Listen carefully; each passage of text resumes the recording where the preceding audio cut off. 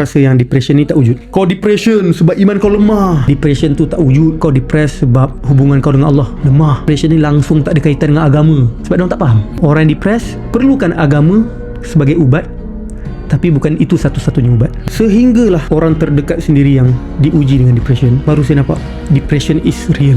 Dan orang yang depress ni dia bukan sedih. Depress ni dia bukan stres. Depress ni literally sakit mental. Dan benda tu boleh kena kepada sesiapa sahaja, termasuklah orang baik. Kau dah jaga solat ke, kau dah hafal Quran ke, kalau Allah nak uji kau dengan depression, Allah uji juga.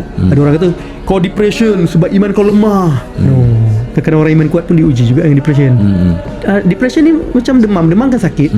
Kanser kan sakit. Boleh tak kita katakan orang kanser, kau kanser sebab iman kau lemah? Mana boleh. Kanser sebab Allah uji dengan kanser, tengah sakit. Sama juga orang yang depres ni, dia tengah sakit. Dan seperti mana orang-orang yang tengah sakit perlu makan ubat, perlu berjuang untuk sembuh. So jadilah orang yang berjuang untuk sembuh kepada mereka-mereka yang sedang diuji dengan depres.